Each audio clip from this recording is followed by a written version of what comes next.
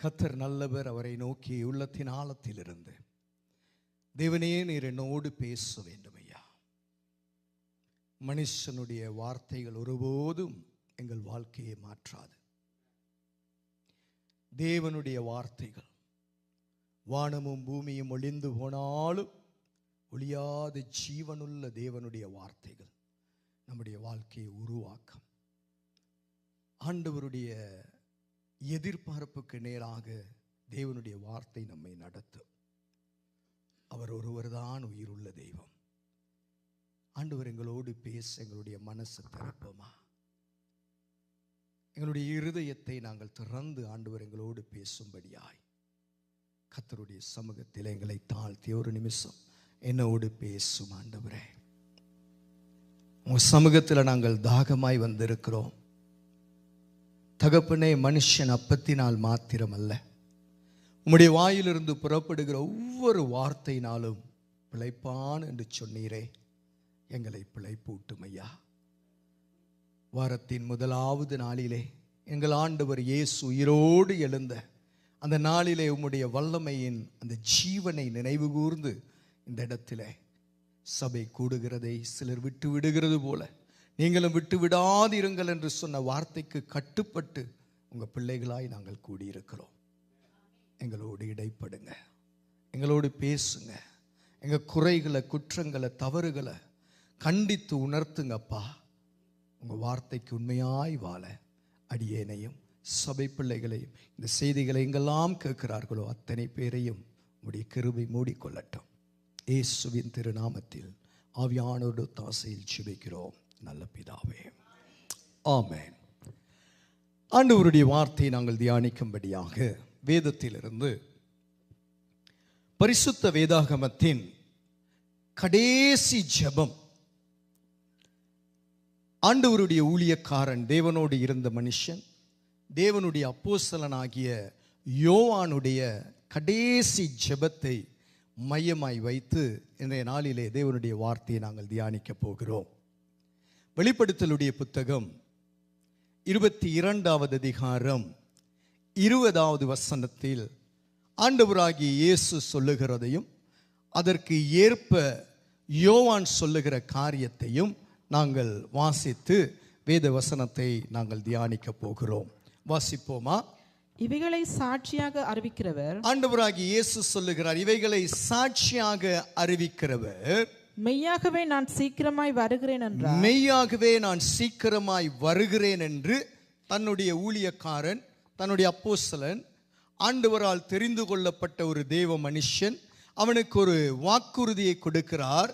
நான் மெய்யாகவே சீக்கிரமாய் வருகிறேன். இயேசு சொன்னால் மாறாது, நீங்களும் நானும் சொன்னா மாறும். நம்மை போல பொய் பேசுகிறவர் அல்ல, சொல்லிவிட்டு மறக்கிறவர் அல்ல, வார்த்தை மாறுகிறவர் அல்ல. அவர் சொல்லியும் செய்யாதிருப்பாரோ, வசனித்தும் நிறைவேற்றாதிருப்பாரோ. அவர் பொய் சொல்ல மனுஷன் அல்ல, மனம் மாற மனுப்புத்திறனும் அல்ல. இயேசு சொல்லுகிறார், இவைகளை சாட்சியாக அறிவிக்கிறவர் என்ன சொல்லுகிறார்? மெய்யாகவே நான் சீக்கிரமாய் வருகிறேன் என்று சொல்லுகிறார். அதற்கு அவரை நன்கு புரிந்து கொண்ட தேவ மனுஷனாகிய அப்போஸ்தலனாகிய யோவான் என்ன சொல்லுகிறார்? ஆமென், ஆமென்.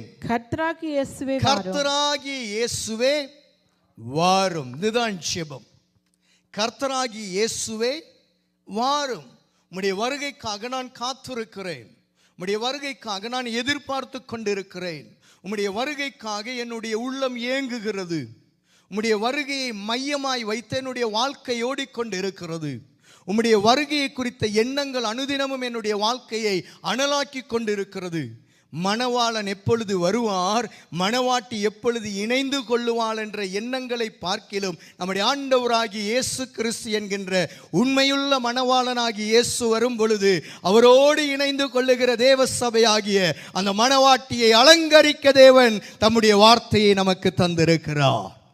வேதம் சொல்லுகிறது, ஆண்டவராகிய இயேசு கிறிஸ்து சீக்கிரமாய் வரப்போகிறார். அதை அறிந்த ஆண்டவருடைய ஊழியக்காரன் அப்போஸ்தலனாகிய யோவான் சொல்லுகிறார், ஆமென், கர்த்தராகிய இயேசுவே வாரும். வேதத்தின் கடைசி ஜெபம் வேதத்தின் கடைசியாக ஒரு மனிதனுடைய உள்ளத்தில் இருக்கிற அந்த வாஞ்சியை வெளிப்படுத்துகிற ஒரு வார்த்தை, கர்த்தராகிய இயேசுவே வாரும். என்ன பிரச்சனைனா, கேட்கும் பொழுது அழகாக இருக்கிறது. இயேசு வருகிறார் வருகிறார், எல்லா இடத்திலையும் இதுதான் செய்தி. இயேசு வருகிறார் என்பதுதான் இன்னைக்கு ஏறக்குறைய 2000 வருடங்கள் அதிகமாக உலகத்திலே பேசப்பட்ட செய்திகள். உலகத்தில் இன்னைக்கு எதை எடுத்தாலும் சபைகள், தேவ பிள்ளைகள், ஆண்டவருடைய பிள்ளைங்க சொல்றது, ஆண்டவரே நான் படுற இந்த கஷ்டங்களுக்கெல்லாம் நீங்க வந்துட்டீங்கன்னா போதும் ஐயா, உம்மோட போயினாலே எனக்கு நிம்மதி என்று சொல்லுகிறவர்கள் அதிகம் உண்டு. தங்களுடைய வாழ்க்கையின் போராட்டத்திலே, துன்பத்திலே, கஷ்டங்களிலே, பாடுகளிலே, வேதனைகளை அனுபவிக்கும் பொழுதெல்லாம் ஜனங்கள் நினைக்கிறது, எப்படியாவது ஆண்டவர்கிட்ட போயிட்டா நல்லோம், இல்லாட்டி அவர் வந்துட்டா நல்ல. இதை தான் நாங்கள் நினைக்கிறோம். நல்ல விஷயம். சபையே, தேவஜனமே கவனியுங்கள். ஆண்டவராகிய இயேசு வருகிறேன் என்று சொன்னவர் நிச்சயமாக வருவார். மத்தேயு 24:44 அங்கே வசனம் போட்டார்கள் தெளிவாக. எப்படி வருகிறார்? அவர் வருகிற நாளை அறியாது இருக்கிறபடினால நீங்க ஆயத்தமாயிருங்கள் என்று இயேசு சொல்லிக் கொடுத்தார். ஆனால் என்ன விஷயம், ஆண்டவர் வந்தால், இயேசு இப்ப வந்தா, இந்த இடத்துல வந்தா, யார் போக முடியும்? That is the question. Everyone can call, come Jesus, வாங்க வாங்க வாங்க. வந்தால் யார் போக முடியும்? Are you ready to go? நாம் ஆயத்தமாய் இருக்கிறோமா? நம்முடைய வாழ்க்கையில் அநேக கிறிஸ்தவர்களை நான் பார்த்ததுண்டு. ஏறக்குறைய 26 வருடங்கள் ஆண்டவருடைய இந்த ரட்சிப்புக்குள்ளே வந்து இந்த வேதத்தை தியானிக்கிற ஒரு தேவ மனுஷனாய் ஆண்டவர் இன்றைக்கு நடத்துகிற இடங்களிலே அநேகரை பார்த்த பொழுது, அநேகருடைய வாழ்க்கையிலே சபைக்கு வருகிற ஒரு வாழ்க்கை இருக்கிறது, ஜெபிக்கிற ஒரு வாழ்க்கை இருக்கிறது, வேதம் படிக்கிறேன் என்று சொல்லுகிற வாழ்க்கை இருக்கிறது. ஆனால் வேதத்தின்படி வாழ்க்கை இல்லை. Sorry to say that. என்ன மன்னிக்கணும். உலன்ல இருந்து இதுக்காடா வந்தேன்னு கேட்காதீங்க. தேவ ஜனமே, ஆண்டவர் நம்முடைய வாழ்க்கையிலே நம்மிடத்தில் எதிர்பார்க்கிற காரியத்தை பரிசுத்த வேதாகமத்திலே எழுதி கொடுத்திருக்கிறார். இந்த வேதத்தின்படி தேவன் சொல்லுகிறபடி நாம் இருந்தால்தான் ஆண்டவருடைய வருகையிலே போகலாமே தவிர, சபையிலே நாம் பாடுகிறதுனாலோ, சபையிலே கரங்களை தட்டுவதினாலோ, சபையில காணிக்கை கொடுப்பதினாலோ, தசம பாகங்களை கொடுப்பதினாலோ நாம் எடுத்துக்கொள்ளப்படுவோம் என்று நினைத்தால், வேதம் சொல்லுகிறது எல்லா மனிதரை பார்க்கிலும் நாம் பரிதபிக்கிறவர்களாயிருப்போம். பரிதபிக்கிறவர்களாயிருப்போம். சோ நம்முடைய ஆண்டவர் நம்மிடத்தில் எதிர்பார்க்கிற காரியம் என்ன? இதை குறித்து வேதம் சொல்லுகிறது. ஆண்டவருடைய வருகைக்கு எப்படி நாம் வாழ வேண்டும்? இயேசு வருகிறார். அவர் சொல்லி 2000 வருஷம் இன்னும் வரல. அவர் வர்ற காலம் எப்பங்கிறது அவருக்கு தெரியும்.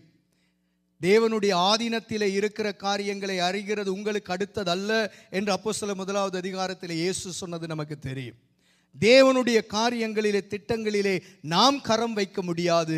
ஆனால் தேவன் வைத்திருக்கிற திட்டத்திலே நம்மால் இணைந்து கொள்ள முடியும். அதுதான் முக்கியம்.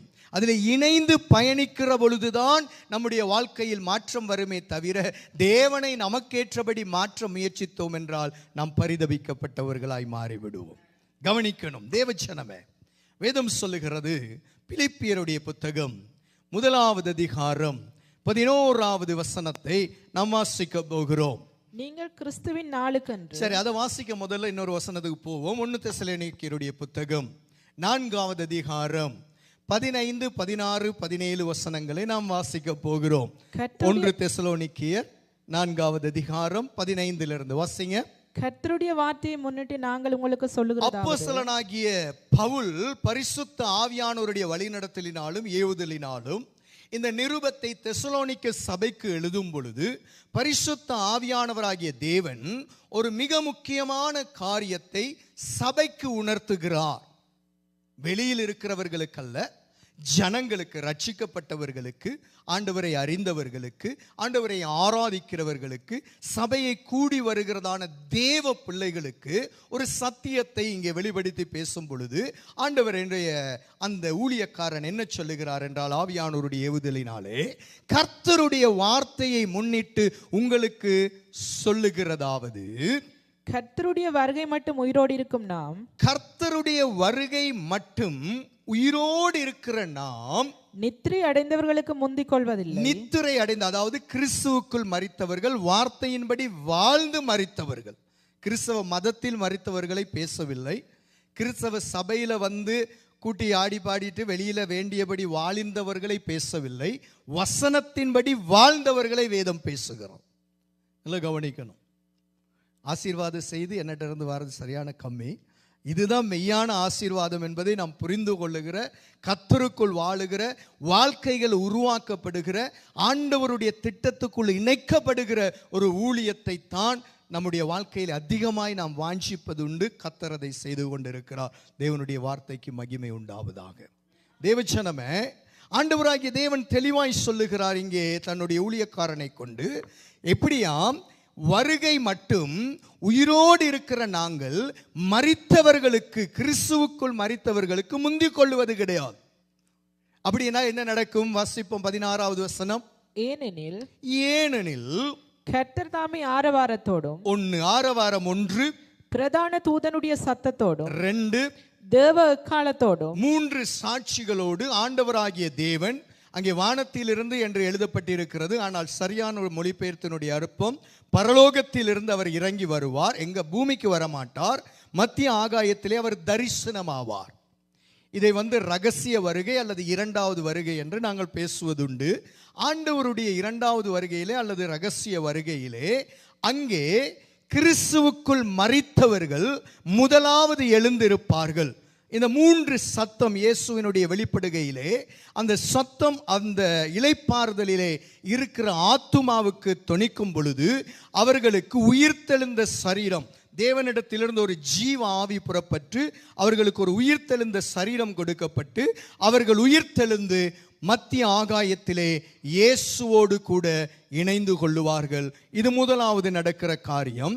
அதுக்கப்புறம் சொல்லுகிறது, உயிரோடு இருக்கிற நாமும் மறுரூபம் அடைந்து, ஏனென்றால் நமக்கு ஆவி இருக்கிறது, ஆத்துமா இருக்கிறது, சரீரம் அங்கே இருக்கிறது. ஆனால் நம்முடைய மாமிசமும் இரத்தமும் பரலோகத்துக்கு போக முடியாதபடியினாலே இந்த மாமிசம், இந்த இரத்தம் சுண்டப்பட்டு இது ஒரு மறுரூபமாக்கப்பட்ட சரீரமாக, மகிமையின் சரீரமாக உருமாற்றப்பட்டு நொடி பொழுதிலே மத்திய ஆகாயத்திலே இயேசுவோடு கூட இணைந்து கொள்ள போகிற ஒரு சம்பவத்தை பேசுகிறோம். இதை தான் நீங்களும் நாங்களும் எதிர்பார்க்கிறோம், இதைத்தான் வாஞ்சிக்கிறோம். அப்போஸ்தலனாகிய பவுலும் அதை எதிர்பார்த்தார். ஆனால் அவருக்கு அந்த நாள் கிடைக்கவில்லை. நமக்கு கிடைக்குமான்னு தெரியல, அல்லது கீழே மண்ணுக்கு நம்ம புழுவுக்கு சாப்பாடு போட்டுட்டு தான் வர்றோமான்னு தெரியாது. நம்ம என்ன சாப்பாடு சாப்பிட்டாலும் ஒரு நாள் புழுவுக்கு தான் அதெல்லாம் வேட்டையாக இருக்கும். எதை வேணாலும் சாப்பிடப்பா, ஒரு நாளைக்கு நீ வரும்பொழுது நான் பார்க்குறேன்னு ஆயத்தமாக இருக்கும். ஸோ அந்த நிலைமைக்கு போகிறோமா, மறுரூபப்படுகிறோமா ஆன தேவனுக்கு தெரியும். ஆனால் இந்த வருகையிலே நாம் போவதற்கு இதை நமக்கு நல்லா தெரிகிறது. 5வது அதிகாரத்தில் 2வது வசனத்தை வாசிப்போம். இரவிலே திருடன் வருகிற விதமாய் கர்த்தருடைய நாள் வரும் என்று நீங்களே நன்றாய் அறிந்திருக்கிறீர்கள். ஆண்டவருடைய வேதம் சொல்லுகிறது, இரவிலே திருடன் வருகிறது போல. எல்லாரும் நித்திரையா இருக்கும் பொழுது, நல்லா டயர்டெல்லாம் ஓய்ந்து போய் இருக்கிற பொழுது, திருடன் எப்படான்னு சொல்லி கண்ணமிட்டு பார்த்து திருட தான் வருவான். கூடுதலாக சொல்லுவாங்க, இங்கிலாந்தில் கனடாலெல்லாம் நல்ல ஒரு தமிழாக்களோட ஃபங்க்ஷன் எங்கே நடந்துச்சோ அடுத்த நாள் பேங்கில் லொக்கரில் போய் வைக்க முடியாத நேரம் பூர்றான்னு ஒரு கதை சொல்லுவாங்க நம்மட ஆளுங்க. உண்மைதானே? அங்கே தான் களவு அதிகமாக போகணும். ஏன்னா திருடனுக்கு தெரியும் இந்த நேரத்தில் வரணும், எப்போ கண்ணமிடணும் என்று சொல்லி அவன் பிடிக்க பார்ப்பான். ஆனால் கர்த்தருடைய வேதம் சொல்லுகிறது, இயேசுவினுடைய 2வது வருகை நீங்களும் நானும் எதிர்பார்க்காத நேரத்தில் நடக்கும். ஸோ அந்த எதிர்பார்க்காத நேரத்தில் நடக்க வேண்டியது ஏனென்றால், எப்பொழுதும் நாம் ஆயத்தமாய் இருக்க வேண்டும் என்பதற்காகத்தான் தேவன் அந்த காரியத்தை சொல்லி வைத்திருக்கிறார். இப்போ பாருங்க, ஃப்ளைட்டில் நாங்கள் ஏறும் பொழுது இந்த டேட் இந்த டைமில் இந்த ஃப்ளைட் போகுதுங்க பொழுது நாங்கள் வீட்டில் இருந்தே நேரத்துக்கு ஆயத்தமாகி கணக்காக இருக்கிறோம். என்னதான் இவ்வளவு பிரச்சனை இருந்தாலும் அந்த டேட்டை ஒதுக்கி வச்சுக்கொண்டு ஆயத்தமாகிடுறோம். அதே மாதிரி இயேசு சொல்லியிருந்தா 26ஆம் ஆண்டு ஜனவரி மாதம் 1ஆம் தேதி வாரேன்னா இன்னையிலேருந்து நம்ம பாவ அறிக்கை ஜெபம்லாம் ஆரம்பிச்சிருவோம். முழங்காலில் ஃபாஸ்டிங் போட்டு இருந்து ஆரம்பித்து ரெடி ஆகிரும் இல்லையா? ஆயத்தம் என்ன தெரியும். ஆனால் இங்கே வேதம் சொல்லுகிறது தெரியாது. இயேசு எப்போ வருகிறார் என்பது தெரியாது, ஆனால் வரப்போகிறார். ஆனால் அவர் வரும் பொழுது என்ன நடக்கும் என்றால், எல்லா ஜனங்களும் ஆண்டவர் எடுத்துக்கொள்ளுகிறது அல்ல. சபையில் இருக்கிற 100 பேர் என்றால் 100 பேரும் போய்விடலாம் என்று நினைக்க கூடாது. போகலாம், வார்த்தையின்படி வாழ்ந்தால். ஏனோதானோ என்று வாழ்ந்தால் போக முடியாது. நம்முடைய வாழ்க்கை நாம் நினைத்தபடி வாழ்ந்துவிட்டு கர்த்தாவே என்னை எடுத்துக்கொள்ளும் என்றால் மத்தேயு 7வது அதிகாரம் 21வது வசனத்தின்படி ஆண்டவர் சொல்வார், நான் உன்னை அறியேன்.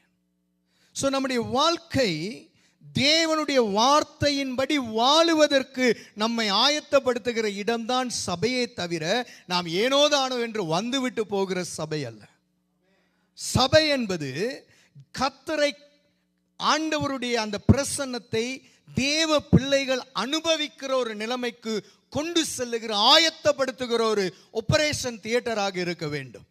சபை ஏனோதானோ என்ற சபையாக இருக்கக்கூடாது. கர்த்தருக்காக ஜனங்களை பொலிஷ் பண்ணி ஆண்டவருக்கு முன்பதாக நிறுத்துகிற ஒரு ஆராதனை நடத்துகிற ஒரு பரிசுத்த ஸ்தலம் தேவனுடைய சமூகம். ஆண்டவருடைய தேவ ஜனமே, ஆண்டவருடைய வருகையில நாம் இணையணுமா? வேதம் என்ன சொல்லுகிறது? பிலிப்பியருடைய புத்தகம் 1வது அதிகாரம்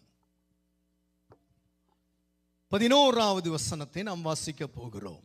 நீங்கள் கிறிஸ்துவின் நாளுக்கென்று, நல்லா சொல்லுகிறேன். இப்ப ஆண்டவருடைய நாளை நாம் இப்ப பார்த்தோம். ஷோர்ட்டா சிம்பிளா அது சொன்னா, ஆனா இதுதான் முக்கியமான போகணும்.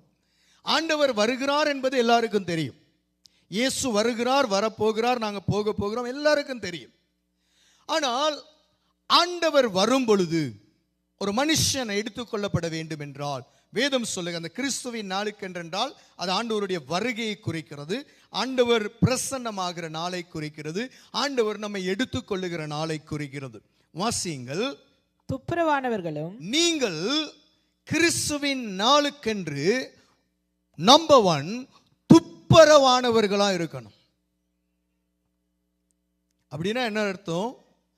அசுத்தமா இருந்தா சொல்லுங்களேன். அசுத்தமா இருந்தா போக முடியாது. சுத்தம் இல்லாமல், வேதம் சொல்லுகிறது, பரிசுத்தம் இல்லாமல் ஒருவரும் அவரை தரிசிக்க முடியாது. அப்ப நம்முடைய வாழ்க்கையில துப்புரவு என்ற ஒன்று இல்லை என்றால் நாம் ஆண்டவருடைய வருகையிலே நாம் போக முடியாது. சிம்பிள். ஆனா சபையில் இருப்போம், ஆண்டவரை அறிந்திருப்போம், ஊழியம் செய்து கொண்டிருக்கலாம், செய்திருப்போம், ஆண்டவருடைய சமூகத்துக்கு நாம் வருவோம். ஆனால் வாழ்க்கையில் துப்புரவு இல்லாத எந்த ஒரு மனுஷனும் இயேசுவின் வருகையிலே போக முடியாது என்பதை நாம் நன்கு அறிந்திருக்க வேண்டும். என்னையா அந்த துப்புரவு? என்ன துப்புரவை குறித்து வேதம் சொல்லுகிறது? நானும் நீங்களும் நல்லா குளிச்சுட்டு சண்டே மார்னிங் இங்கே சர்ச்சுக்கு வரதை பேசலை. அது தேவை, இல்லாட்டி பக்கத்தில் இருக்கிறவங்க மயங்கிடுவாங்க. அது கட்டாயம் நமக்கு தேவை.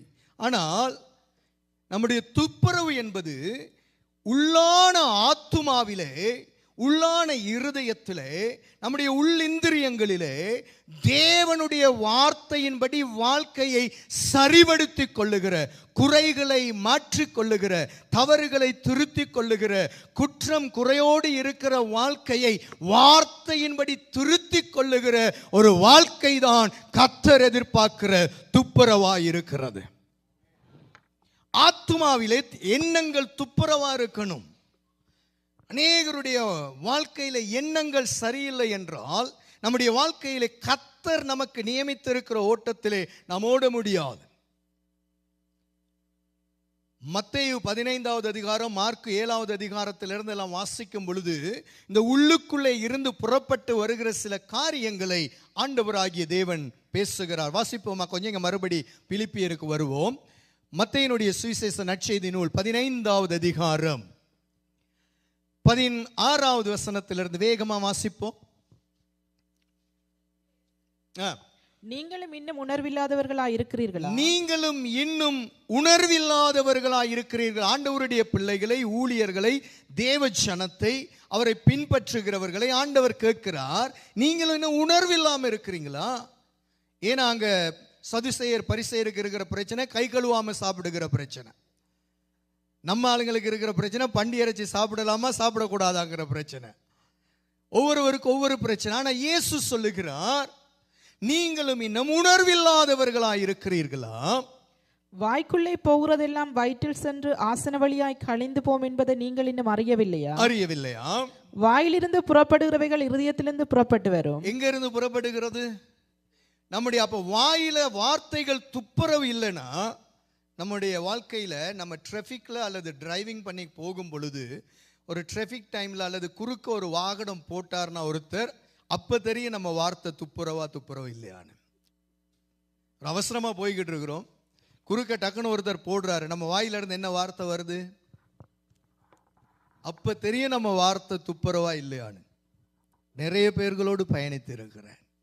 அப்பதான் டென்ஷன், வாயில டக்குன்னு வார்த்தை வரும். மற்றவங்களை திட்டுகிறது, மற்றவங்களை பேசுகிறது, கோபம்.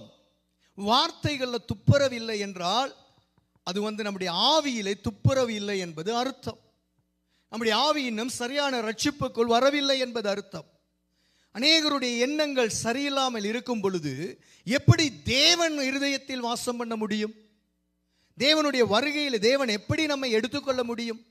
கடமை கிறிஸ்தவர்கள் கடமை சபைக்கு வருகிறவர் நிமித்தமாக ஆண்டவருடைய நாமம் மகிமைப்பட முடியாது. கிறிஸ்தவன் என்றால் கிறிஸ்துவை போல மாறுகிறவனாய் இருக்க வேண்டும்.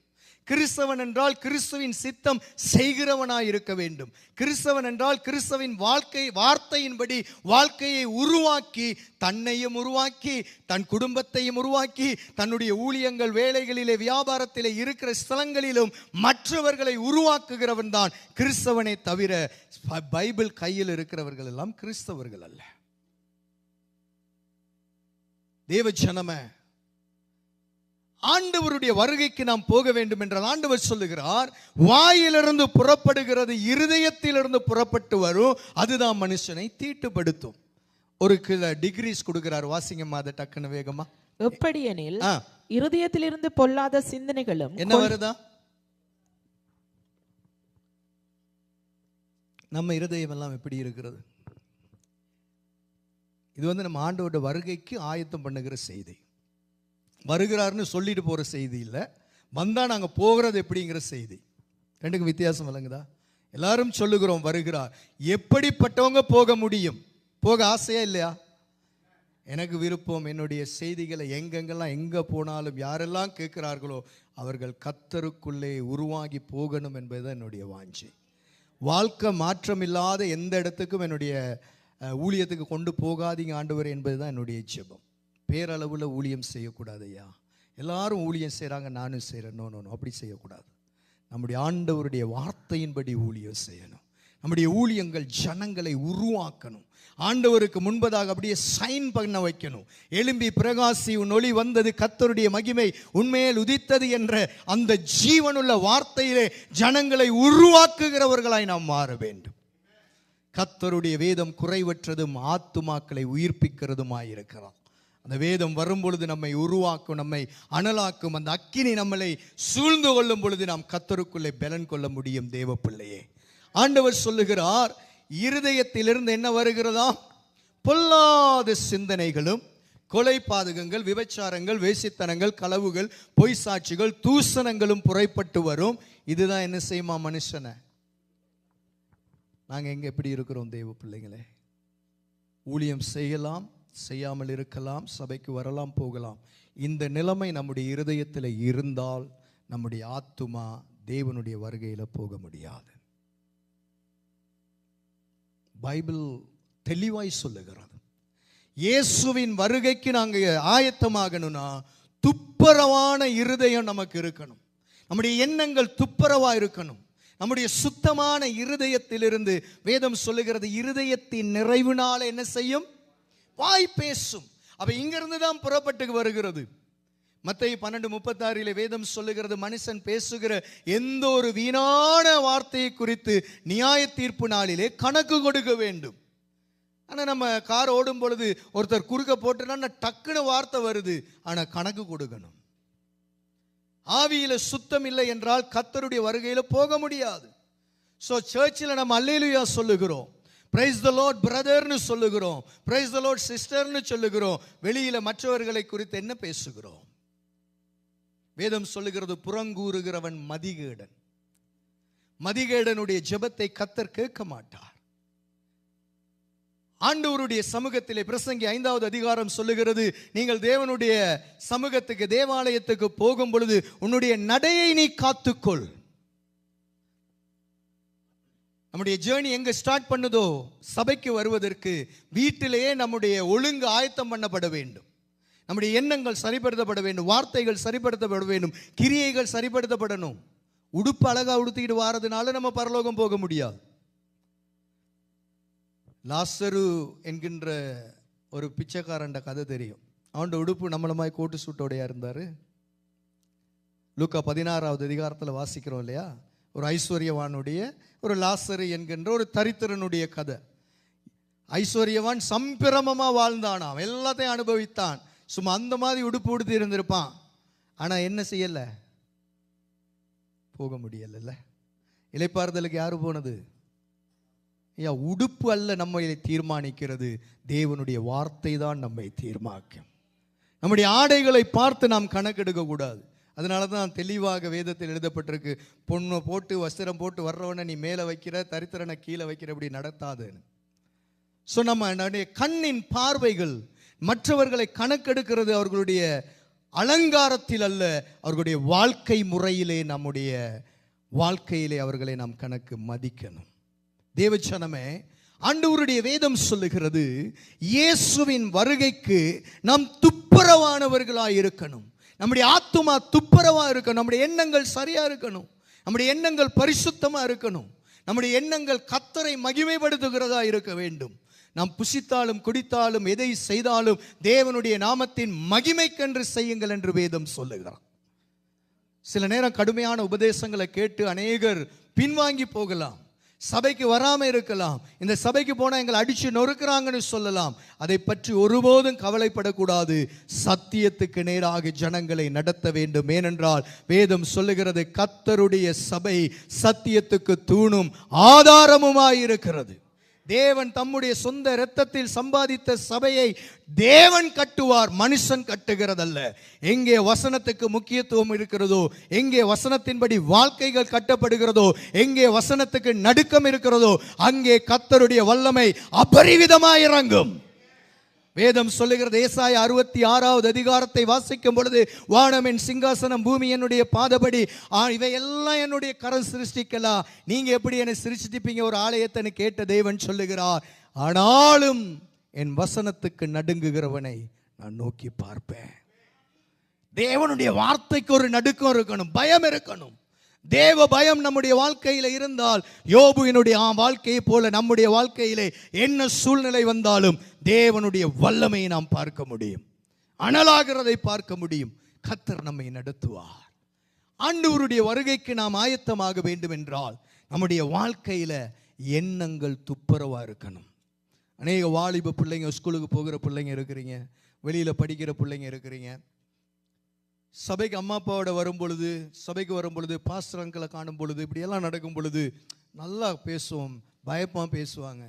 ஸ்கூலில் மற்ற நண்பர்களோடு பேசும் பொழுது எப்படி பேசுகிறோம்? மற்ற ஸ்கூல் பிள்ளைங்களோடு கதைக்கும் பொழுது அவங்க எவ்வளோ டர்ட்டி வேர்ட்ஸ் யூஸ் பண்ணுவாங்க. நம்ம அதுக்கு இணைஞ்சு போகிறோமா, வேறு பிரிக்கப்பட்டு இருக்கிறோமா? உலகம் சொல்லும், நீ உலகத்துக்கு ஒத்த வேஷம், உலகத்தோடு ஒத்து போ அப்படிம்பாங்க. ஆனால் தேவன் சொல்வார், உலகத்துக்கு ஒத்த வேஷம் தரிக்காத.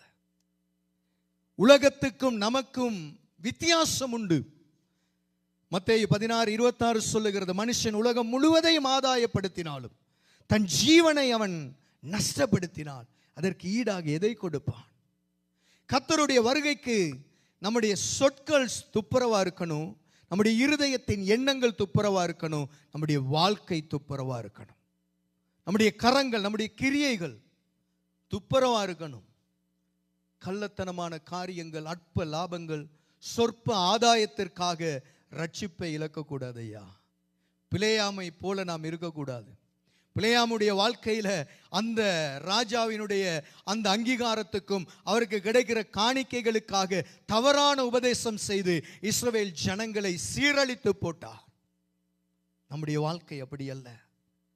ஆண்டவர் வரப்போகிறார். அதுதான் செய்தி உலகம் முழுக்க.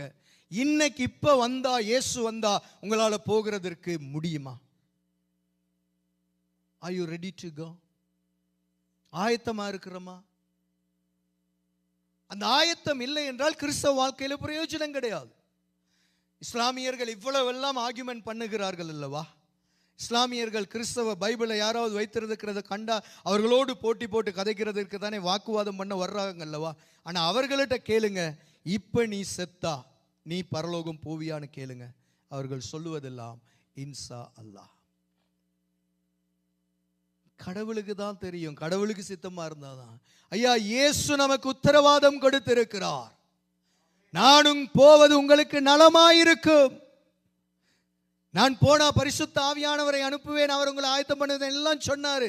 அவர் என்ன செய்கிறார் என்று சொன்னார், நமக்காக ஒரு ஸ்தலத்தை ஆயத்தம் பண்ணி கொண்டிருக்கிறார். அது ஆயத்தம் பண்ணின பின்பதாக நான் மறுபடி வந்து உங்களை என்னோடு வைத்துக்கொள்ள அழைத்து போவேன். That is the promise that Jesus has given to us. இயேசு தந்தார். எந்த ஒரு மனிதனாலும் எந்த ஒரு மதத்தாலும் நம்முடைய வாழ்க்கையில ப்ராமிஸ் தர முடியாது. இயேசு தந்தார். நான் வருவேன், மறுபடி உன்னை அழைத்து செல்வேன். பட் நான் வரும் பொழுது நீ ஆயத்தமா இருக்கணும். If you are not ready, கூட்டி கொண்டு போக முடியாது. சோ இந்த நாள் ஆண்டவர் இந்த இடத்திலே வந்திருக்கிற தேவ பிள்ளைகள், உங்கள் யாவருடைய வாழ்க்கையிலும் என்னுடைய வாழ்க்கையிலும் தேவன் எதிர்பார்க்கிற ஒரு விஷயம் என்னவென்றால், இன்னைக்கு நாம் ஆயத்தமாக வேண்டும். நம்முடைய ஆயத்தம், நம்முடைய கரங்கள், நம்முடைய வாழ்க்கை துப்புரவா இருக்கணும். அற்ப லாபத்துக்காக, இச்சகமான சில அசுத்தமான பணத்திற்காக நம்முடைய பரிசுத்தத்தை இழக்கக்கூடாது. நம்முடைய கிறிஸ்துவை நாம் விற்க முடியாது. இயேசு நமக்காக இரத்தம் சிந்தினார். வேதம் சொல்லுகிறது, மத்தேயு 1:21 வாசிக்கும் பொழுது, அவருக்கு இயேசு என்று பெயரிடுவாயாக, ஏனெனில் அவர் தமது ஜனங்களின் பாவங்களை நீக்கி அவர்களை ரட்சிப்பார். இயேசு இரத்தம் சிந்தினார் சிலுவையிலே. இயேசுவினுடைய இரத்தம் நம்முடைய சகல பாவங்களையும் கழுவி சுத்திகரிக்கிறது என்று 1 யோவான் 1:7 சொல்லுகிறது. நம்மை சுத்திகரிக்க இயேசு மரித்தார். நமக்காக இரத்தம் சிந்தினாரே, அதை மறந்துவிட்டு நாம் மதவாதிகளாய் வாழக்கூடாது. இன்றைக்கு மதவாதிகள் இருக்கிறார்கள். சபைகள் மதங்களை முன்னெடுத்து சொல்லுகிறது. சபைகள் இன்னைக்கு ஒரு மெயின்டெனன்ஸ் மினிஸ்ட்ரி பண்ணி கொண்டு இருக்கிற அநேக சபைகள் உண்டு. ஆத்தும பாரம் இல்லாத சபைகள் இருக்கிறது. ஆத்துமாவை குறித்த ஒரு தவிப்பு இல்லாத சபைகள் இருக்கிறது. ஆத்தும பாரம் இல்லாத ஊழியங்கள் அநேகம் இருக்கிறது. பேருக்காக, புகழுக்காக நாம் அப்படி வாழக்கூடாது. தேவ பிள்ளையே, நம்முடைய வாழ்க்கை கிறிஸ்துவை மகிமைப்படுத்தணும்.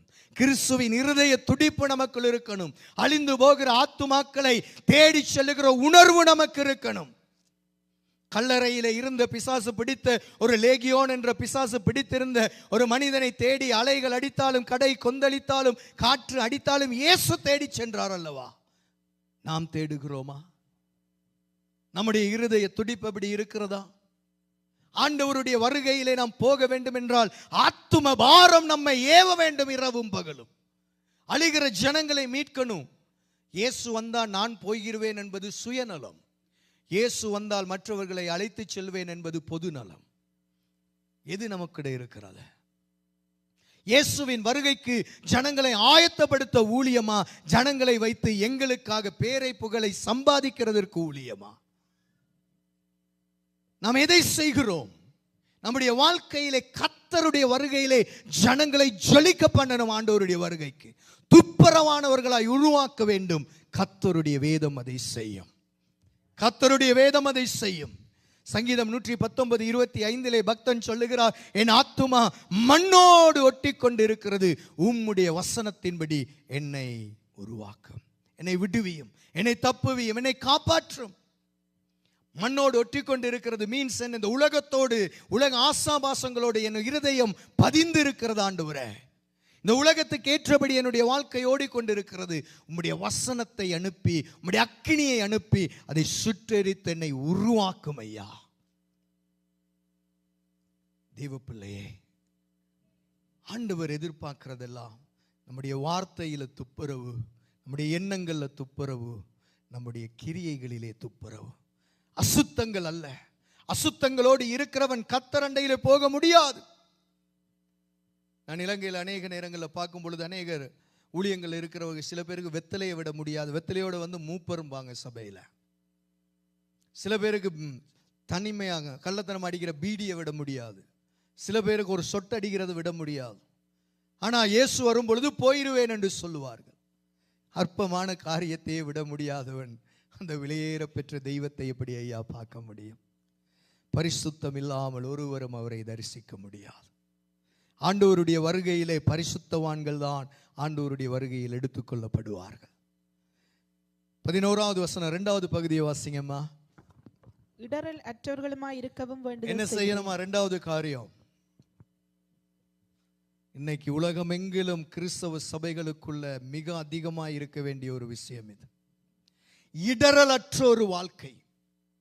மற்றவர்களுக்கு இடரலை உண்டு பண்ணுகிற ஒரு வாழ்க்கை நாம் வாழ்ந்தால் இயேசுவின் வருகையை மறந்துடணும். நம்ம சர்ச்சிலே அதிகமாக தசமபாகம் கொடுக்கறது நம்மளா இருக்கலாம்னு வச்சுக்கிறோங்க. பரிதானம் வாங்குகிறவர் நம்முடைய தேவன் அல்ல. லஞ்சம் கொடுக்க முடியாது நம்முடைய ஆண்டவருக்கு. அவர் ஐஸ்வர்ய சம்பன்னர் என்று வேதம் சொல்லுகிறது. பொன்னும் என்னுடையது, வெள்ளியும் என்னுடையது என்று அவர் சொன்னார். பாஸ்டர் வாசித்தார் மத்தேயுல இந்த ஆதியாகமம் 14வது அதிகாரத்தில். என்னை ஐஸ்வர்யவனாக்குகிறது யாரு? சிரட்டையும் தேவையில்லை எனக்கு, உன்னுடைய சூளை கட்டுற பட்டியும் தேவையில்லை, நீ கொடுக்கிற எதுவுமே எனக்கு தேவையில்லை. என்னை வாசிங்க அந்த வசனத்திற்கு 43. அதற்கு ஆபிராம் சோதோமின் ராஜாவை பார்த்து, ஆபிராமை ஐஸ்வர்யவானாக்கினேன் என்று நீர் சொல்லாதபடிக்கு நான் ஒரு சரட்டை ஆகிலும். ஒரு சரட்டையாவது என்னதுக்கு சரட்டை? யோபுமாய் சுரன்றதுக்கோ தெரியல.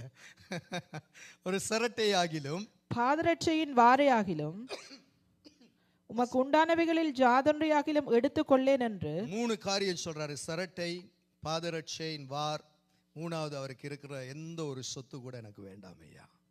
எனக்கு ஒத்தாசை வருகிற பர்வதங்களுக்கு நேராக என் கண்களை நான் ஏறெடுப்பேன். அன்பு தேவ ஜனமே, இயேசு வரும் பொழுது நம்முடைய வாழ்க்கை இன்னொருவருக்கு இடரலா இருந்தா நம்ம 1000 தரம் இயேசு வாரார்னு சொன்னாலும் நம்மளால போக முடியாது. Be careful. சபையில் ஒரு ஊழியத்தில் ஊழியனுக்கு விசுவாசி இடரலாயோ, விசுவாசிக்கு ஊழியர்கள் இடரலாலோ, இன்னொரு ஊழியர் செய்கிறது தட்டி பறிக்கிறதோ, இன்னொரு வேலை தலங்களில் மற்றவருடைய வேலையில் நாங்கள் எடுக்கிறதற்காக மற்றவர்களை இடர பண்ண எந்த காரியம் செய்தாலும் இயேசுவின் வருகையை மறந்துட்டு மற்ற எல்லாத்தையும் செய்யணும். 100கணக்கான வசன ஆதாரம் பேசுவேன் நான். வேதத்தை தவிர எனக்கு ஒன்றும் தெரியாது. படிப்பறிவு இல்லாதவன் நான். பெரிய பணக்கார குடும்பத்தில் பிறக்கல. கர்ப்பத்தில் இருக்கும் பொழுது 3 தரம் என்னை அழிப்பதற்கு முயற்சித்தும் தேவ கிருபையில் 11வது பிள்ளையாக என் தகப்பனுக்கு, அம்மாவுக்கு 7வது பிள்ளை, அம்மாவுக்கு 2 கல்யாணம், அப்பாவுக்கு 2 திருமணம், மூத்த அம்மா இறந்ததுக்கு அப்புறம் என்னுடைய தாயை திருமணம் செய்து கடைசியாக குடும்பத்திலே பிறந்தவன் நான் தான். கருப்பன் என்று பெயர் வாங்கினவனு நான் தான். வீட்டுக்கு வேலைக்கு கூப்பிடு அவன் என்று சொல்ல கேட்டவனும் நான் தான். அதே தேவ மனுஷனாக இன்னைக்கு இருக்கிறவனும் நான் தான். என்னிடத்துல வேறு ஒன்றுமே இல்லை. வேதம் ஒன்றுக்காக உயிரையும் கொடுக்க ஆயத்தமாக இருக்கிறவன் நான். வேத வசனங்களின்படி எப்படி வேணுமென்றாலும் வாழ்கிறவர்கள் போக முடியாது. இயேசுவின் வருகையில் துப்புரவு இருக்கணும். அடுத்தது இடரல் உண்டு பண்ண முடியாது யாருக்கும். நம்முடைய வாழ்க்கை சபையில் இருக்கிற பக்கத்தில் இருக்கிற சகோதரனுக்கு நாம் இடரலை உண்டு பண்ணினால் நிச்சயமாக ஆண்டவருடைய வருகையிலே நாம் போக முடியாது என்பது ஆணித்தனமான உண்மை. வசனம் வாசிப்போமா? மத்தேயுனுடைய புத்தகம் 18வது அதிகாரம் 1லிருந்து வேகமா வாசிப்போம். 7வது 8வது வசனம் வரை. அவ்வேளையிலே சீஷர்கள் இயேசுவினிடத்தில் வந்து, பரலோக ராஜ்யத்தில் எவன் பெரியவனாய் இருப்பான் என்று கேட்டார்கள். இப்ப பாருங்க, சீஷர்களா இருந்து போதனை கேட்டவங்களுக்கு அங்கேயும் போய் பெரியவனா இருக்கிறது தான் பிரச்சனை. நம்ம சபைகளில் இன்னைக்கு ஊழியர்களுக்குள்ள இருக்கிற பிரச்சனை மாதிரி அங்க இருக்கிறதும் அதே பிரச்சனை. அன்னைக்கு இருந்தது இன்னைக்கும் இருக்கு. இது பரலோகத்தில் விழுந்து போன தேவ தூதன் ஆரம்பிச்சது இன்னைக்கு வந்துகிட்டு இருக்கு. ஏன்னாக்க அந்த ஆதாமியனுடைய ரத்தம், கீழ்படியாமையினுடைய ரத்தம், வேதம் சொல்கிறது மல்கியா 2:15 வாசிக்கும் பொழுது, ஆவி அவரிடத்தில் பரிபூரணமாய் இருந்ததே, பின்னும் ஏன் அவர் ஒருவனை படைத்தார் என்று கேட்டுட்டு சொல்றாரு, ஒரு பக்தியுள்ள ஒரு சந்ததியை உருவாக்குறதுக்கு தான் படைச்சார். நிறைய பேரை படைச்சிட்டு பல ஆதாமுகளை பல ஏவாள்களை படைக்க முடியாம இல்லை. ஒரு பக்தியுள்ள சந்ததி, நானும் என் வீட்டாருமோ என்றால் கர்த்தரையை சேவிப்போம் என்ற ஒரு சந்ததியை உருவாக்குவதற்காக தேவன் ஒரு திட்டத்தோடு மனிதனை படைத்தார். ஆனால் ஆதாமின் சுபாவத்தில் இன்னும் மனுஷன் மாறிக்கிட்டு இருக்கிறான். ஆகவேதான் 2ஆம் ஆதாமனாகிய இயேசு சிலுவையிலே தம்முடைய இரத்தத்தை சிந்தி நமக்காக நம்முடைய இரத்தத்தை மாற்ற வந்தார். இயேசு எதிர்பார்க்கிறது எல்லாமே அவருடைய வருகையில நாங்க வரணும். கடைசி வரைக்கும் நம்ம வேதம் சொல்லுகிறது, இந்த சிறியரில் ஒராவது வாசிங்க மாதர், இயேசு ஒரு பிள்ளையை தம்மிடத்தில் அழைத்து கேட்குறாங்க யாரு பெரியவங்களா இருப்பாங்கன்னு. ஆனா அவர் டீச் பண்றாரு என்ன, அது சின்ன புள்ளவனை கூப்பிட்டு அதை அவர்கள் நடுவே நிறுத்தி, யாரு நடுவுல, யாரு பெரியவன், நான் தான், யாரெல்லாம் நான் தான் பெரியவன் நினைக்கிறான் அவன் முதல்ல சின்னவனா மாறணும். அப்பதான் கர்த்தருடைய ராஜ்யத்துல பெரியவனா இருக்க முடியும். ஆண்டவர் அங்க கூப்பிட்டு நிறுத்தி என்ன சொல்றாரு, நீங்கள் மனம் திரும்பி பிள்ளைகளை போல் ஆகாவிட்டால், முதல்ல நீ என்ன செய், நீ இன்னும் மனம் திரும்பல, உனக்குள்ள இன்னும் என்ன இருக்கு, உள்ளுக்கு நான் தாங்கிற எண்ணம் இருக்கு, நான் தான் மைக்கு பிடிக்கணுங்கிற எண்ணம் இருக்கு, நான் தான் பெரியவங்கிற எண்ணம் இருக்கு, எனக்கு தான் எல்லாம் தெரியுங்கிற எண்ணம் இருக்கு. தலக்கணத்தை விடு. முதலாவது உன்னுடைய வாழ்க்கையில நீ பெரியவன் என்பதெல்லாம் அங்க பழைய வாழ்க்கை. புதிய வாழ்க்கை சபைக்குள்ளே கர்த்தருக்குள் எல்லாருக்கும் நான் எல்லாம் ஆனேன், எல்லாருக்கும் நான் அடிமையானேன். யூதனுக்கு யூதனாய், கிரேக்கனுக்கு கிரேக்கனாய், அடிமைக்கு அடிமையாய் நான் மாறி எப்படியாவது மற்றவரை ரட்சிப்பதற்காக நான் தாழ்ந்த செருப்பாக மாறுவதற்கும் ஆயத்தம் என்று சொல்லுகிற ஒரு மனுஷனை கர்த்தர் இன்னைக்கு தேடிக்கொண்டிருக்கிறார். ஆமென். சொன்னவர்களை கர்த்தர் நிச்சயமாக ஆசீர்வதிப்பார். தேவ பிள்ளையே, கர்த்தருடைய நோக்கத்தை நாம் புரிந்து கொள்ளணும். அவர் சொல்லுகிறார், சிறியவர்கள் நடுவில் நிறுத்தி, நீங்கள் மனம் திரும்பி பிள்ளைகளை போல, நீ முதலாவது மனம் திரும்பு, உன்னுடைய கடின இருதயத்திலிருந்து திரும்பு. நான் பெரியவன் என்ற மேட்டிமையான எண்ணத்திலிருந்து முதலாவது நீ மனம் திரும்பு. நீ உணரு, முதலாவது உன்னுடைய தவறை உணர்ந்து கொள், உன்னுடைய நிலைமையை நீ அறிந்து கொள். மனம் திரும்பு. எனக்கு எல்லாம் தெரியும், நான் அப்படி படித்தவன், எனக்கு வேதத்தை தலைகீழாக படித்தவன்.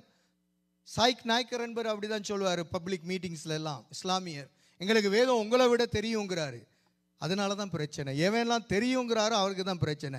யாரெல்லாம் தெரியாத ஆண்டவரே எங்களை நடத்துங்கள் என்றால் கர்த்தர் அவர்களை நடத்தி கொண்டிருப்பார் அழகாக. ஆண்டவர் சொன்னா, நீ காண்கிறேன் என்கிறதுனால தான் உனக்கு பாவம் இருக்கு, நீ குருடராய் இருந்திருந்தா உனக்கு பாவம் இருந்திருக்காது. ஆண்டவருடைய தியரியும் உலக தியரியும் பயங்கர வித்தியாசம் இல்லை, 100க்கு 100 வித்தியாசப்படும். தேவன் சொல்லுகிறார், மனம் திரும்பி என்னமா மாறணுமா, ஒரு சிறு பிள்ளைய போல பெருமை காட்டிக்கிட்டு மேட்டிமை பட்டுக்கிட்டு நான் தான் என்றதெல்லாம் நீ வச்சுக்கிட்டு இருந்தனா பிரயோஜனம் இல்லை. நீ சிறு பிள்ளையா போல மாறலனா என்ன நடக்காதா, பரலோக ராஜ்யத்தில் பிரவேசிக்க மாட்டேன், போகவே மாட்ட. நீ என்ன பெரியவன் ஆகிறது, போனாதானே பெரியவன் சின்னவன். போக வேண்டும் என்றால் என்ன செய்ய வேண்டும்? நம்முடைய வாழ்க்கையில் இதெல்லாம் லெசன்ஸ் பைபிள்ல. நம்முடைய மேட்டிமைகள், நம்முடைய பெருமைகள், நம்முடைய கோத்திரங்கள், நம்முடைய ஜாதி வெறிகள், நம்முடைய பெருமைகள், பணத்தடிப்புகள், படிப்புகள் எல்லாம் ஒண்ணுமே இல்லையா.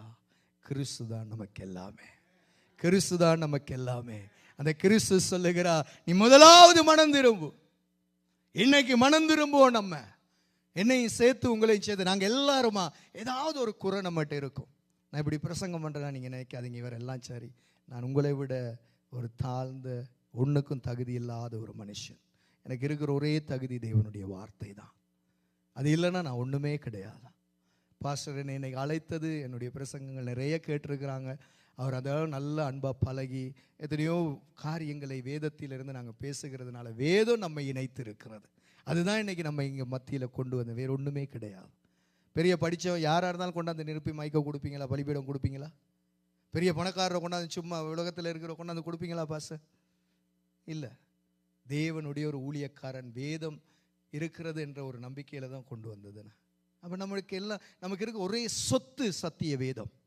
இந்த உலகத்திலே எல்லாமே அழிந்து விடும், அழியாத ஒரே சொத்து தேவனுடைய மகிமையின் சத்திய வேதம் ஒன்று மாத்திரமே. வானமும் பூமியும் ஒளிந்து போனாலும் முடிங்க வசனத்தை என்ன செய்யாதா? தேவனுடைய வார்த்தைக்கு கனம் கொடுக்க வேண்டும் ஐயா. கர்த்தருடைய வார்த்தை யாரெல்லாம் கனம் பண்ணுகிறார்களோ, யாரெல்லாம் மதிக்கிறார்களோ, யாரெல்லாம் தங்களுடைய இருதயத்தில் பதிக்கிறார்களோ அவர்களை தேவன் நிச்சயமாக கனம் பண்ணி ஆசீர்வதிப்பார். சந்தேகமே கிடையாது. அன்பு தேவ ஜனமே, ஆண்டவருடைய வேதம் சொல்லுங்க, இந்த சிறு பிள்ளையை போல நீங்க மனம் திரும்பாவிட்டால் என்ன செய்ய மாட்டீங்க? பரலோக ராஜ்யத்தில் பிரவேசிக்க மாட்டீர்கள் என்று சொல்லுகிறேன்னு சொல்லல, மெய்யாகவே சொல்லுகிறேன். டெஃபினெட்லியா சொல்லிட்டாரு. அப்ப நம்முடைய வாழ்க்கையில வாசிங்கம்மா தொடர்ந்து கீழே. ஆகையால் இந்த பிள்ளையை போல தன்னை தாழ்த்துகிறவன் எவனோ, இந்த பிள்ளையை போல தன்னை தாழ்த்துகிறவன் எவனோ, கிறிஸ்துவை குறித்து வேதம் சொல்கிறது, அவர் பிதாவுக்கு சமமானவராய் இருந்தும் அவர் அதை கொள்ளையாடின பொருளாக எண்ணாம தம்மை தாமே தாழ்த்தி அடிமையின் ரூபம் எடுத்து மனுஷ சாயலானார். அடிமையை போல வந்தார். யோவான் 13வது அதிகாரத்தில் போட்டிருந்த உடுப்பை கலட்டி இடுப்புல கட்டிக்கிட்டு ஒரு சர்வெண்டா இருந்து கால்களை கழுவுகிறார். அதனுடைய பின்னணியை பார்க்கும் பொழுது இஸ்ரவேல் ஜனங்கள்ல அவர்கள் அந்த பஸ்கால் இந்த வழியாக கூட்டங்கள்ல அல்லது குடும்பத்தில் அவர்கள் நண்பர்கள் உறவுகள் வரும் பொழுது அவர்கள் என்ன செய்வார்கள்? அடிமையாக வேலைக்கு வைத்திருக்கிறவர்கள் தண்ணி கொடுத்து அந்த கால்களை கழுவுவதற்கு வேலைக்கு வைத்திருப்பார்கள். இந்த இடத்துல நான் பெரியவனா நீ பெரியவனா இருக்க, எங்க கால் கழுவ போறான்? ஆகவே இயேசுவே இறங்கிட்டாரு, நானே கழுவிடுறேன் ஐயா சொன்னாரு. என்னை ஆண்டவர் என்றும் போதகர் என்றும் சொல்லுகிறீங்க, அது மெய்தான். ஆண்டவரும் போதகருமாகிய நானே இதை செய்தால் நீங்களும் இதை செய்ய ஆயத்தப்படுங்க. என்ன தெய்வம் ஐயா நாம் ஆராதிக்கிறவர்! நாம் பார்த்த தெய்வங்கள் எல்லாம் பலி வாங்க வந்தவைகள் ஐயா. நானும் நீங்களும் ஆராதிக்கிறவர் நமக்காக பலியான தேவன், நமக்காக உயிரை கொடுத்த தேவன். அவருடைய அன்புக்கு நிகராக ஒண்ணுமே கிடையாது. வாழ்ந்து காட்டினார், வாழ்ந்து காட்டினார். That is Jesus. என் அன்பு தெய்வம் அல்லவா? அவர் சொல்லுகிறார், இப்படி வாழையா ஒன்னும் குறைந்து போக மாட்டாய். மற்றவர்கள் மதிக்கலை, என்னையா வரப்போகுது? மதிச்சேன்னா மதிக்காட்டி என்ன? தேவன் மதிக்க வேண்டும் நம்மை. அவர் சாட்சி கொடுக்கணும் நம்மை குறித்து. உலகம் கொடுக்கிற சாட்சி அல்ல, தெய்வம் கொடுக்கணும் சாட்சி. அந்த வாழ்க்கை நாம் வாழ வேண்டும். அவர் சொல்லுகிறார், இந்த சிறு பிள்ளையை போல நீங்க மனம் திரும்பினா பரலோக ராஜ்யத்துக்கு நீங்க பிரவேசிக்க மாட்டீங்கன்னு சொல்லிட்டு வாசிங்க அடுத்த வசனம். ஆகையால் இந்த பிள்ளையை போல தன்னை தாழ்த்துகிறவன் எவனோ அவனே பரலோக ராஜ்யத்தில் மிக பெரியவனாய் இருப்பான். That is the secret. Jesus reveal பண்ணி கொடுத்திருக்கார். நீங்க உன்னை தாழ்ந்து போ. எவ்வளவுதான் மற்றவங்க ஒரு கண்ணத்தை அடிச்சா மறு கண்ணத்தை கொடு, தாழ்ந்து போ. நீ பரலோக ராஜ்யத்தில் பெரியவன். அங்கே என்ன தெரியுமா? அங்கே கொடுக்கறதுல போய் பெரிய ஆளாக இருக்க முடியாது. நமக்கு கிடைக்கிற நித்திய ஆசீர்வாதங்களுடைய தகுதியை வைத்து தான் அங்கே தெரியும் யார் எப்படிப்பட்டவர் என்று. 21 ஆசீர்வாதங்கள் நமக்கு இருக்கிற, 3 கிரீடங்கள் இருக்கிறது, அதை தொடர்ந்து காரியங்கள் இருக்கிறது. இதில் எவ்வளவு வேணுங்கிறது தான் நமக்கு முக்கியம். அதை பெற்றுக்கொண்டு போக தேவன் நமக்கு உதவி செய்வார். வாசிங்க வேகமா. இப்படிப்பட்ட ஒரு பிள்ளையை என் நாமத்து நிமித்தம் ஏற்றுக்கொள்ளுகிறவன் என்னை ஏற்றுக்கொள்ளுகிறான், என்னை ஏற்றுக்கொள்ளுகிறான்.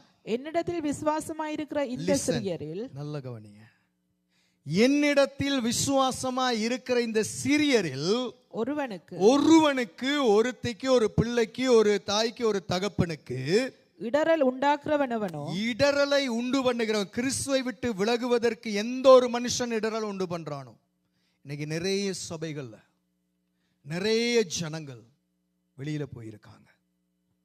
கேட்டால் ஒன்று ஊழியக்காரர் இடரலுங்கிறாங்க, இல்லாட்டி சபையில் உள்ளவங்க இடரலுங்கிறாங்க. இதுக்கு பொறுப்பு நம்ம தான். தப்பி போன மார்க்கத்திலிருந்து ஒருவனை மனம் திரும்ப பண்ணுகிறவன் திரளான பாவங்களை மூடுகிறான் என்று யாக்கோபினுடைய புத்தகத்திலே வேதம் சொல்லுகிறார். நாம் மறுபடி அவர்களை திருப்பி கொண்டு வர வேண்டும். எப்பாடுபட்டாவது எவ்வளவு எங்களை தாழ்த்தி எங்களை ஒப்பு கொடுத்து நேரங்களை செலவழித்து பணங்களை செலவழித்து அவர்களுக்காக காலங்களை செலவழித்து அவர்களை கொண்டு வர முடியும் என்றால் அவர்களுடைய திரளான பாவங்களை மூடுகிற ஒரு பெரிய நன்மையை நாம் செய்கிறோம். அதற்கான கிரீடத்தை தேவன் நமக்கு தருவார். அவன் திமிர்ல போனா, அவன் கீழ்ப்படியாம போனா, அவன் அப்படித்தான் பிரதர், அதை சொல்லுவதற்கல்ல. வேதம் சொல்லுகிறது, ஆண்டவர் கெட்டு போனதை ரட்சிக்க வந்தார். பிணியாளிக்குத்தான் வைத்தியன் தேவை, சுகமுள்ளவனுக்கல்ல. முரடு பண்ணுகிறவனுக்குத்தான் இயேசு தேவை. விலகி போயிருக்கிறவனுக்குத்தான் இயேசு தேவை. அங்கே முரட்டாட்டம் பண்ணுகிறவர்களுக்குத்தான் இயேசு தேவை. அவருக்கு தானே இயேசு வேணும். எல்லாம் சரியா இருக்கிறேன், நான் இயேசுவோட வாழுகிறேன், அவங்கள வச்சு மெயின்டெனன்ஸ் மினிஸ்ட்ரியில ஒரு பிரயோஜனமும் கிடையாது. வெளியில் இருக்கிறவர்களை கத்தரண்டையிலே கொண்டு வர கத்தர் நம்மை பயன்படுத்துவாராக. சொல்லுகிறார், இந்த சிறியரில் ஒருவனுக்கு இடரலை உண்டு பண்ணுகிறவன் எவனோ அவனுடைய கழுத்தில் ஏந்திர கல்லை கட்டி சமுத்திரத்தின் ஆழத்திலே அவனை அமிழ்த்துறது அவனுக்கு நலமாயிருக்கும். இயேசுவின் போதனை ரொம்ப ஸ்வீட்னு எல்லாரும் சொல்லுவாங்க. பயங்கர கஷ்டமான போதனை. இயேசு சொல்லுகிறார், நீ மற்றவனுக்கு இடரலை உண்டாக்குகிறாயா? நம்முடைய வாழ்க்கையை பார்த்து இன்னொரு மனுஷன் சபைக்கு வராதபடிக்கு நான் இடரலாக இருந்தா எனக்கு ஏந்திர கல் நிச்சயம். நான் வேலை செய்கிற இடங்கள்ல நான் செய்கிற கள்ளத்தனங்கள், நான் பேசுகிறதான அருவருப்பு, என்னுடைய வாழ்க்கை துப்புரவில்லாததை மற்றவர்கள் பார்த்து இவன் எல்லாம் சேர்ச்சிக்கு போறான், இதை பார்த்து நாம் போகணுமென்று யாராவது நினைச்சு இடரலை உண்டாக்குனால் ஜாக்கிரதை தேவஜனமே, ஏந்திரக்கல் ஆயத்தமாக இருக்கிறது. இந்த சபையில் இந்த விஜய்ங்கிற பேர் இதுதான் கடைசி பிரசங்கம்னு நினைக்கிறேன். மறுபடி வர்றானா வேணா பாஸ்டர். அன்பு தேவ பிள்ளையே, ஆண்டவருடைய வருகைக்கு ஆயத்தமாகனா நம்மளை நம்ம சரிப்படுத்தணும். இல்லை சர்ச் நிரம்புறதால பரலோகம் போக முடியாது.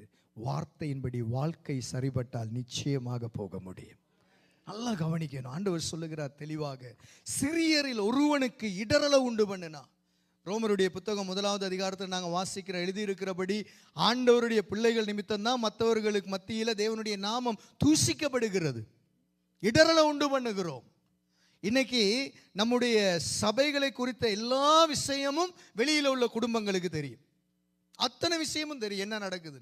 ஸோ இங்கிருந்து நியூஸ் கொண்டு போகிறது, குறைகள் சொல்லுகிறது, குறைகளை சுட்டி காட்டி மற்றவங்களை குறை சொல்லுவன் யார் ஒருவன் அதிகமாய் மற்றவர்களை குறை சொல்லுகிறான் அவன் தான் நம்பர் 1 பிராடு. நம்பர் 1 அவர் தான். எப்போ பார்த்தாலும் மற்றவர்களை குறை சொல்லி கொண்டு இருக்கிறவங்க அதிக குறை இருக்கிறது. குறை இருந்தால் அவர்களுக்காக ஜெபிப்போம். குறை இருந்தால் அவர்களுக்காக கர்த்தரை நோக்கி மன்றாடுவோம். குறையை மாற்றும்படியாக கர்த்தரை நோக்கி நாங்கள் கெஞ்சுவோம். கர்த்தர் அவர்கள் வாழ்க்கையில் அற்புதம் செய்வார். குறை சொல்லி திரிவதற்கு நம்மை ஆண்டவர் அழைக்கவில்லை. உலகம் எங்கும் புறப்பட்டு போய் சர்வ சிருஷ்டிக்கும் ஆண்டவருடைய அன்பை சொல்லி சுவிசேஷத்தை அறிவித்து தேவன் கற்றுக் கொடுத்த அந்த சத்தியத்தை கற்றுக் கொடுத்து பிதா குமாரன் பரிசுத்த ஆவியின் நாமத்தினாலே ஞானம் கொடுத்து கர்த்தருக்குள் அவர்களை வழிநடத்த தான் நம்மை அழைத்து இருக்கிறார். ஆமென். குறை சொல்லி தெரிகிறதற்கல்ல. எந்த மனுஷனிடத்தில் குறை இல்லை, யாரிடத்துல குறை இல்லை. இயேசுவை தவிர பூமியில பிறந்த மரித்த இப்பொழுது பிறக்க போகிற கடைசி மனுஷன் வரைக்கும் குறை இருக்கும். இயேசு ஒருவர் தான் குறையற்ற பூரண புருஷர். அன்பு தெய்வச்சனமே, ஆண்டவர் எதிர்பார்க்கிற காரியம் என்ன தெரியுமா? நம்முடைய வாழ்க்கையில் நம்முடைய எண்ணங்கள் சரியா இருக்கணும், நம்முடைய வார்த்தைகள் சரியா இருக்கணும், நம்முடைய கிரியைகள் சரியா இருக்கணும். நாம மற்றவர்களுக்கு இடரல் உண்டாக்குகிறவர்களாய் வாழ்ந்தால், இன்னைக்கு போய் வீட்டில் ஒரு இயந்திர கல் ஃபோட்டோ ஒன்று இன்டர்நெட்டில் தேடி பிரிண்ட் பண்ணி வீட்டில் கட்டலில் எலும்புனோன்னு அதை பார்த்துருவோம். எலும்புனோன்னு இயந்திர கல் இருந்தால் இயந்திர கல்லை பார்த்தோன்னே ஞாபகம், அடடா ஆண்டவருடைய வசனத்தின்படி நாம் வாழாவிட்டால். ஆண்டவர் சொன்னார் சமுத்திரத்தின் எங்கே போடட்டான்? ஆழத்தில். சும்மா போட்டாலே நம்ம மாதிரி ஆளுங்க நீச்சல் தெரியாதவங்க முடிஞ்சது கதை. அதில் இயந்திர கல்லை போடட்டான். ஒரு இயந்திர கல் எத்தனை கிலோ வரும் சொல்லுங்களேன். இயந்திர கல் தெரியுமா? நம்ம தமிழர்களுக்கு இயந்திர கல் தெரியாதா? பாச சபையில் யாருமே கதைக்கிறாங்க இயந்திர கல்லை யோசிக்கிறாங்க. என்ன சிஸ்டர் பாரம் அதான் எவ்வளோ இருக்கும்? குறைஞ்சதை ஒரு 20 கிலோ. நம்ம வீட்டில் சின்ன ஒரு அம்மி இருக்குது, இவ்வளோ பெருசு, ஒரு 15 கிலோ இருக்கும். இவ்வளோ தான். இயந்திர கல் பெருசு இல்லை, குறைஞ்சது 20க்கு மேலே தான் இருக்கும். சும்மா ஒரு 5 கிலோ இல்லாட்டி ஒரு 1 கிலோ கல்லை கட்டிட்டு தண்ணியில் போட்டாலே கீழே போயிடும். இயேசு என்ன சொல்லுகிறார்? ஏந்திர கல். தட் மீன்ஸ் ஆண்டவர் அப்படிப்பட்டவர்களை அருவருக்கிறார். ஆண்டவர் அப்படியாப்பட்ட வாழ்க்கை வாழுகிறவரை வெறுக்கிறார். ஆண்டவருடைய பார்வையிலே அப்படியாப்பட்ட வாழ்க்கை பிரியமில்லாத ஒரு வாழ்க்கை. ஆகவே தேவனுடைய கோபத்தை வெளிப்படையாக சொல்லுகிறார். தப்பி தவறி கூட அவன் மேல வந்துடக்கூடாது. தப்பி தவறி கூட வந்துடக்கூடாது. எல்லா மனுஷரும் ரட்சிக்கப்படுவது அவருடைய சித்தம், உண்மை. ஆனால் அதே நேரத்தில் இடரலை உண்டு பண்ணினால், இடரல் வருகிறது அவசியம், ஆனால் இடரலை கொண்டு வருகிறவன் எவனோ அவனுக்கு ஐயோ. அப்ப நம்முடைய வாழ்க்கையில ஆண்டவருடைய வருகைக்கு நாம் ஆயத்தமாக வேண்டும் என்றால், ஆண்டவருடைய அந்த வேதம் சொல்லுகிறது, பிலிப்பியர் 1:11 வாசிக்கும் பொழுது, ஆண்டவருடைய நாளிலே இயேசுவினுடைய வருகையில நாம் அவரை சந்திக்க வேண்டும் என்றால் நாம் துப்பரவானவர்களாக, இடரலற்றவர்களாக நாம் இருக்க வேண்டும். இடரலற்ற ஒரு வாழ்க்கை வாழ கர்த்தருடைய வேதத்துக்குள் நம்மை அனுதினமும் ஆராய்ந்து பார்க்க வேண்டும். எபேசியருடைய புத்தகம் 4வது அதிகாரம் 15 கொஞ்சம் வேகமா வாசிங்க. அன்புடன் சத்தியத்தை கைக்கொண்டு, அன்புடன் சத்தியத்தை கைக்கொண்டு தலையாகிய கிறிஸ்துவுக்குள் எல்லாவற்றிலேயும் நாம் வளருகிறவர்களாய் இருக்கும்படியாக அப்படி செய்தார். அப்ப ஆண்டவர் தலையாகிய கிறிஸ்துவுக்குள்ள நாம் வளர வேண்டும் என்று இப்படியாப்பட்ட ஊழியங்கள், சபை காரியங்கள் எல்லாவற்றையும் செய்தார். வேகமா வாசிப்போம். அவராலே சரீரம் முழுதும் அதற்கு உதவியாயிருக்கிற சகல கணுக்களினாலும் இசைவாய் கூட்டி இணைக்கப்பட்டு ஒவ்வொரு அவயவமும் தன் தன் அளவுக்கு தக்கதாய் கிரியை செய்கிறபடியே அது அன்பினாலே தனக்கு பக்தி விருத்தி உண்டாக்குறதற்கு ஏதுவாக சரீர வளர்ச்சியை உண்டாக்குகிறது. அன்பினாலே என்ன செய்யணுமா?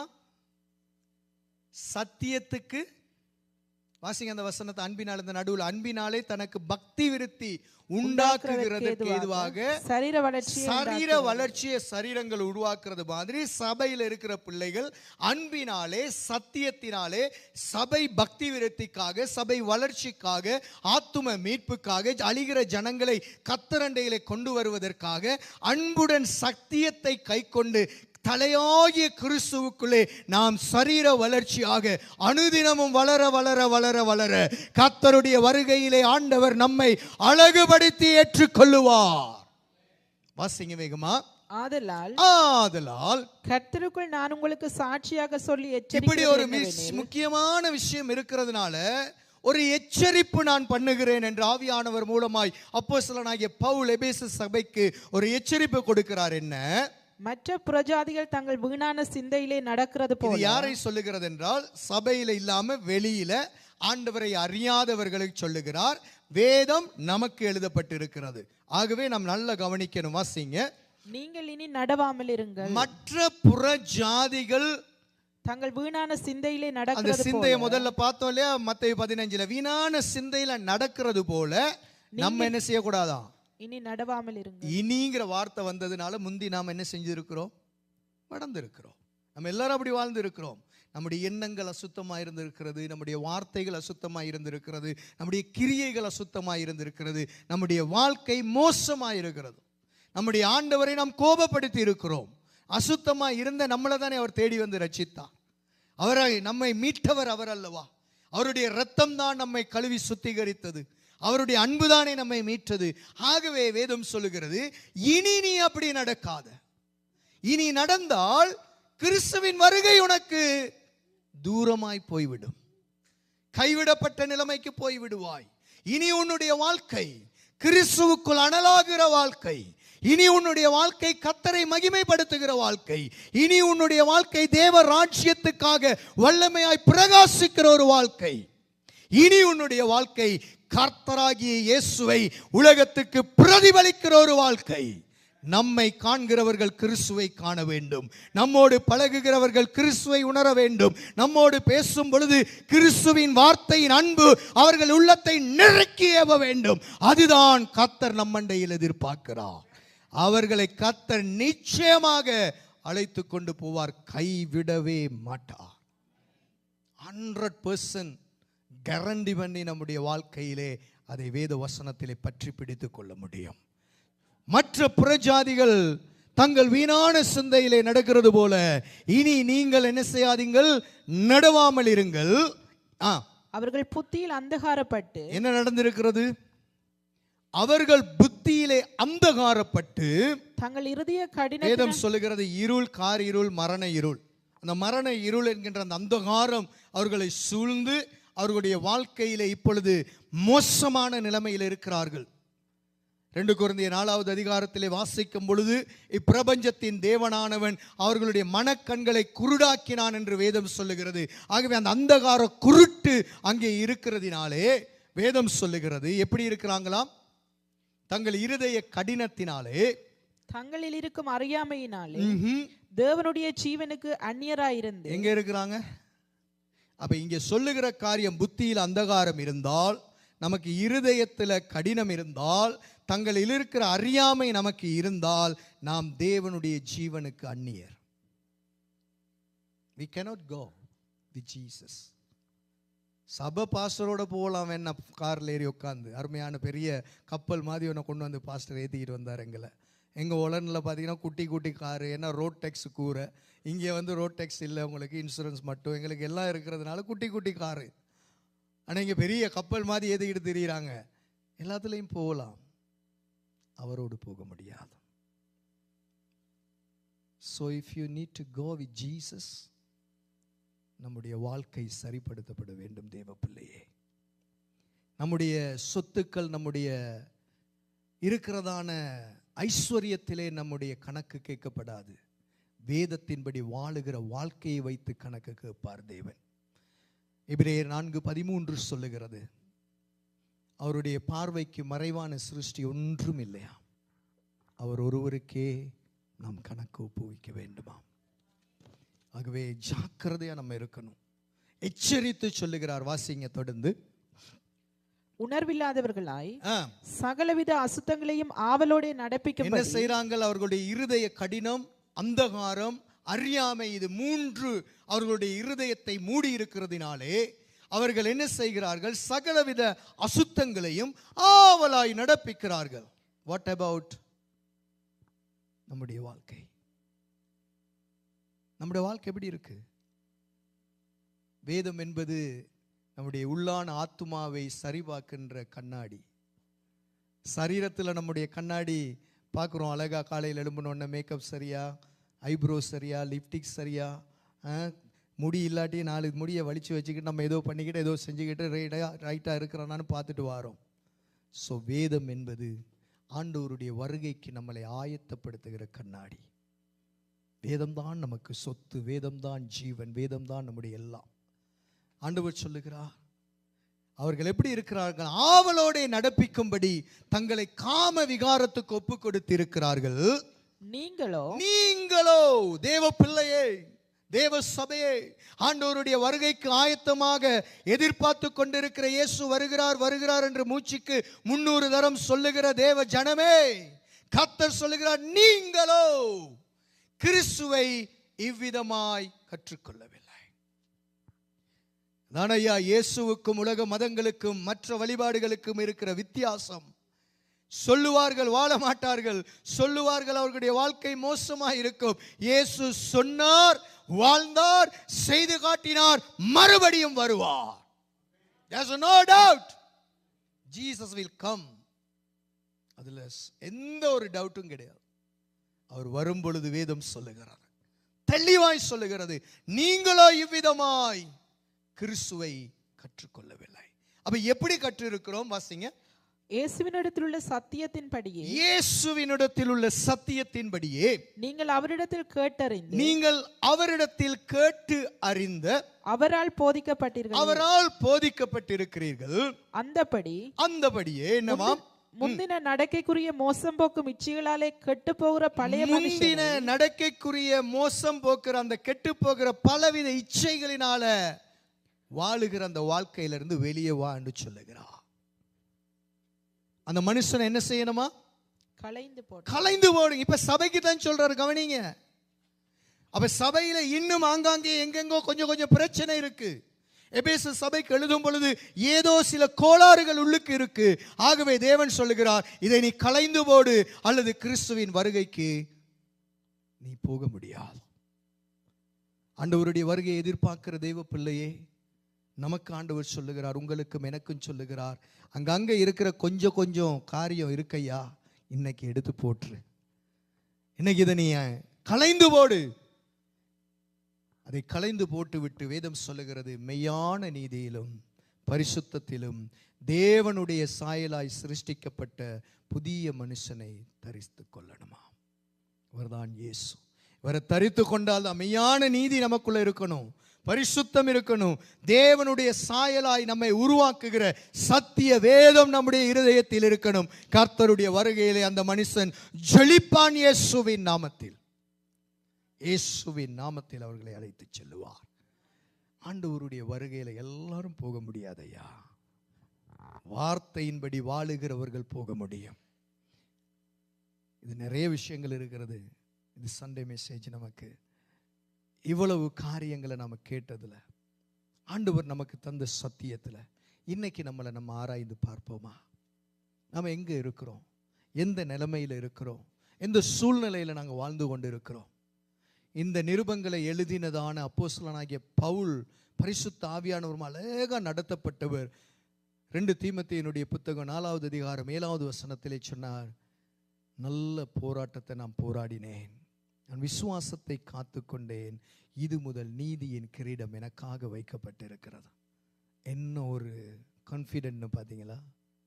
இவை எல்லாவற்றையும் எழுதி ஆவியானவர் சபைக்கு அப்போஸ்தலனாகிய பவுலை கொண்டு கொடுத்தது போல அவருடைய வாழ்க்கையில் இதெல்லாம் அறிந்தபடியினாலே தேவ வசனம் அவரை உருவாக்கினது. தேவ வசனம் அவரை அனலாக்கினது. தேவ வசனம் அவருடைய வாழ்க்கையிலே கர்த்தருடைய வருகைக்கு முன்பதாகவே வேதம் சொல்லுகிறது, அந்த கிரீடம், நீதியின் கிரீடம் வைக்கப்பட்டிருக்கிறது என்ற நிச்சயத்தை அறிக்கை பண்ணின ஒரு தேவ மனுஷனை நாம் பூமியிலே வேதத்திலே வாழ்ந்ததை நாம் பார்க்கிறோம். நம்ம வாழ்க்கை அப்படி இருக்கணுமா? நம்ம வாழ்க்கை அப்படி ஆசீர்வதிக்கப்படணும். அன்பு சகோதரா, அன்பு சகோதரி, அன்பு தாய்மாரே, தகப்பன்மாரே, நல்ல கவனிங்க. எல்லாரும் சபைக்கு வராங்க, நானும் வாரேன். எல்லாரும் கை தட்டுறாங்க, நானும் தட்டுறேன். எல்லாரும் பாடுறாங்க, நானும் தரேன். No no no no no. Don't live a ordinary life.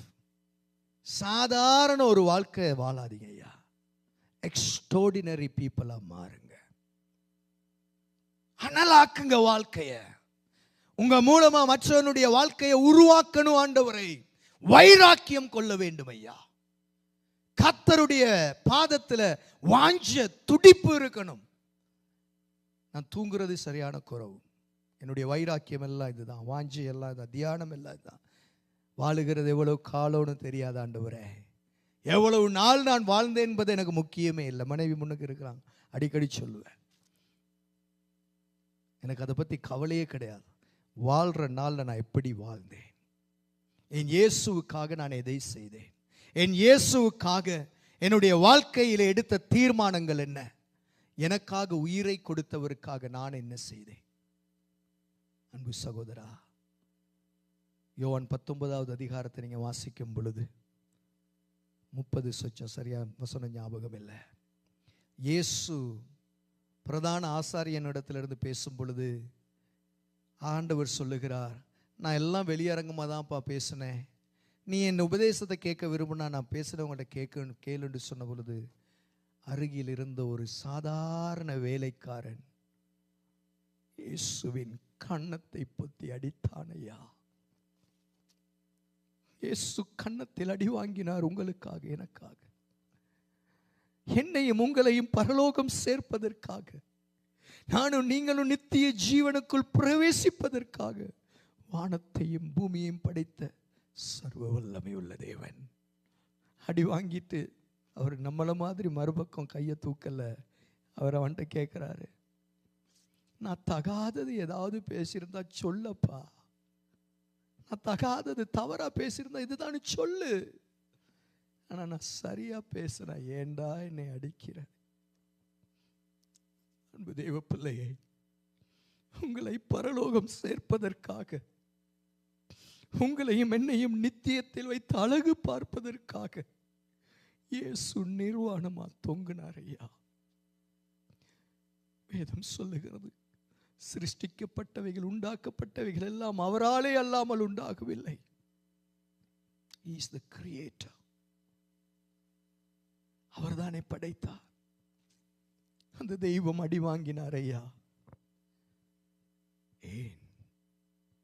அவர் வருகைக்கு நம்ம ஆயத்தமா இருக்கணும். நீங்களும் நானும் அவர் வரும் பொழுது, ஆண்டவரே நான் ஆயத்தமா இருக்கிறேன் ஐயா, I am ready to come with you, my Lord Jesus. You are my Savior. நான் ஆயத்தமா இருக்கிறேன். நமக்கு அந்த இருதய துடிப்பு இருக்கா?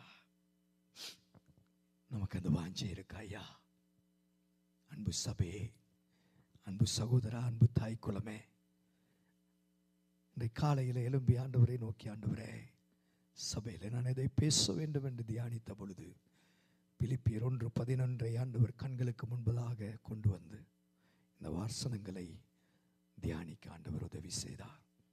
நான் ஏற்கனவே எழுதி வச்சுக்கிட்டு வந்து பிரசங்கம் பண்ணுற பழக்கம் எல்லாம் என்கிட்ட கிடையாது. தேவன் தருகிறதை சபைக்கு பேசுவதை வாஞ்சிக்கிறவன் நான். இன்னைக்கு இந்த சபைக்கு ஆண்டவர் உங்களுக்கும் எனக்கும் தருகிறது, என் வருகைக்கு நீ ஆயத்தமா? என் வருகைக்கு நீ துப்புரவா இருக்கிறியா? என் வருகைக்கு நீ உண்மையுள்ளவனா இருக்கிறியா? என்னுடைய வருகைக்கு உன்னுடைய வாழ்க்கை இடரலற்றதா இருக்கா? இதுவரை யாருக்காவது இடரலை உண்டு பண்ணியிருந்தா, யாரையாவது கோபப்படுத்தி இருந்தா, மற்றவங்க சபையிலிருந்து வெளியே போறதுக்கு நம்ம காரணமா இருந்தா, வீடு தேடி போவோம், வீடு தேடி போவோம். ஐயா, ஒண்ணுமே குறைஞ்சு போக மாட்டோம். இயேசுவே பரலோகத்திலிருந்து நம்மளை தேடி வந்தார் என்றார். யோவான் 1வது அதிகாரம் சொல்லுகிறது, அவருடையவர்களுக்காக அவர் வந்தார், அவருடையவர்களோ அவரை ஏற்றுக்கொள்ளவில்லை. Doesn't matter. மற்றவங்க ஏற்றுக்கொண்டா என்ன, ஏற்றுக்கொள்ளாட்டி என்ன, ஐயா, பரலோகம் நம்மை ஏற்றுக்கொள்ள வேண்டும். பரலோக தேவன் நம்மை ஏற்றுக்கொள்ள வேண்டும். ஆயத்தமாகுவோமா? ஜனங்களுக்காக பரிதபிக்கிற ஒரு இருதயம் நமக்கு வரட்டும். நமக்கு இருக்கிற உத்தரவாதம் வேதம் சொல்லுகிறது, நோவா தன்னுடைய காலத்திலே காணாதவைகளை குறித்து தேவ எச்சரிப்பை பெற்று தன்னுடைய குடும்பத்தை ரட்சிப்பதற்கு அவன் பேழையை உண்டு பண்ணினான். எபிரேயர் 11வது அதிகாரத்தில் வாசிக்கிறோம். எபிரேயர் 11:6 சொல்லுகிறது, விசுவாசம் இல்லாமல் தேவனுக்கு பிரியமா இருப்பது கூடாத காரியம். இன்னைக்கு ஒரு விசுவாசத்தை நம்ம அனலாக்குவோம். நம்ம எல்லாரும் ஒரு நிமிஷம் எழுந்து நிற்போமா? நம்முடைய வாழ்க்கையை சீர்தூக்கி பார்ப்போமா? நம்ம எல்லாரும் சபையில் நம்ம எல்லாரும் ஜொலிக்கிற ஏஞ்சல்ஸ் மாதிரி இருப்போம். ஆனால் தனிப்பட்ட வாழ்க்கை, குடும்ப வாழ்க்கை, நம்ம வேலை தலங்களில் மற்றவர்களோடு பழகும் பொழுது நாம் எப்படி இருக்கிறோம்? சகோதரா, தாய்க்குலமே, இயேசு பலியானார் ஐயா. The Lord Jesus Christ died for you. He shed His blood on the cross for you, for me. நாம் எப்படி வாழுகிறோம்? அந்த பாட்டு பாடின பிள்ளைங்க தயவு செய்து மேலே வந்து, உமக்காகத்தானே ஐயா நான் உயிர் வாழ்கிறேன் ஐயா, அந்த பாட்டை பாடுவீங்களா? சபை எல்லாரும் ஒப்பு கொடுக்குற நேரத்தில் அருமையான ஆராதனை டீம் எல்லாரும் ஜெப சிந்தனையில் இருப்போம். ஒரு 5 நிமிஷம் எனக்கு கொடுத்த டைம், இன்னும் 5 நிமிஷம் இருக்கு. அந்த 5 நிமிடத்தில் இந்த ஒரு ஒப்பு கொடுத்தல். அன்பு சகோதரா, அன்பு தாய்க்குலமே, உங்களிடத்தில் கரங்கூப்பி நான் மன்றாடி கேட்குற ஒரே ஒரு விஷயம், ஆண்டவருடைய வருகைக்கு துப்புரவானவர்களாய், இடரலற்றவர்களாய், உண்மையுள்ளவர்களாய் மாற நம்முடைய வாழ்க்கையை ஒப்பு கொடுப்போமா? உமக்காகத்தானே ஐயா நான் உயிர் வாழ்கிறேன் ஐயா என்று சொல்லி எல்லாருமாய் நம்முடைய வாழ்க்கையை மாற்றுகிற ஒரே ஆயுதம் கர்த்தருடைய வேதம்தான். வேதத்துக்கு வாழ்க்கையை ஒப்பு கொடுங்க. வேதம் தியானிக்கிறதற்கு வாழ்க்கையில் நேரங்களை ஒதுக்குங்கள். வேத வாக்கியங்களை ஆராய்ந்து பாருங்கள். அவைகளினால் நித்திய ஜீவன் உண்டு என்று எண்ணுகிறீர்களே, என்னை குறித்து சாட்சி கொடுக்கிறவைகள் அவைகளே என்று இயேசு சொன்னார். சங்கீதம் 1:2 வேதம் சொல்லுகிறது, கர்த்தருடைய வேதத்திலே பிரியமாயிருந்து இரவும் பகலும் அதிலே தியானமாயிருக்கிற மனுஷன் பாக்கியவான். ஏசாயா 34:16 சொல்லுகிறது, கர்த்தருடைய புத்தகத்திலே தேடி வாசியுங்கள்.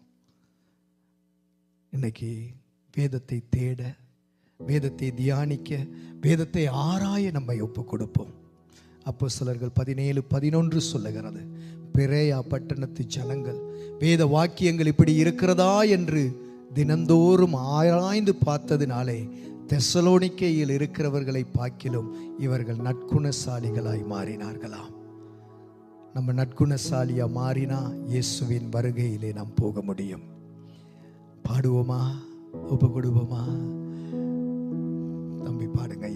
உமக்காகத்தானே ஐயா நான் உயிர் வாழ்கிறேன் ஐயா. எல்லாரும் ஒரு 2 நிமிஷம் உள்ளத்தின் கண்களை மூடி உள்ளத்தின் ஆழத்திலிருந்து ஆண்டவரை நோக்கி பார்ப்போமா. ஸ்தோத்திரம். உமக்காகத்தானே ஐயா நான் உயிர் வாழ்கிறேன் ஐயா. உமக்காகத்தானே ஐயா நான் உயிர் வாழ்கிறேன் ஐயா. இந்த உடலும் உள்ளமெல்லாம் உமக்காகத்தானே ஐயா. சொல்லுவோம். இந்த உடலும் உள்ளமெல்லாம் உமக்காகத்தானே ஐயா. எத்தனை இடரல் வந்தாலும் எதுவும் என்னை அசைப்பதில்லை. சொல்லுவோம். எத்தனை இடரல் வந்தாலும் எதுவும் என்னை அசைப்பதில்லை. மகிழ்வுடன் தொடர்ந்து ஓடுகிறேன். மகிழ்வுடன் தொடர்ந்து ஓடுகிறேன்.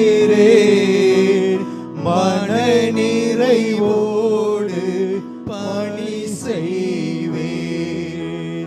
மன நிறைவோடு பணி செய்வேன். உமக்காகத்தானே ஐயா நான் உயிர் வாழ்கிறேன் ஐயா.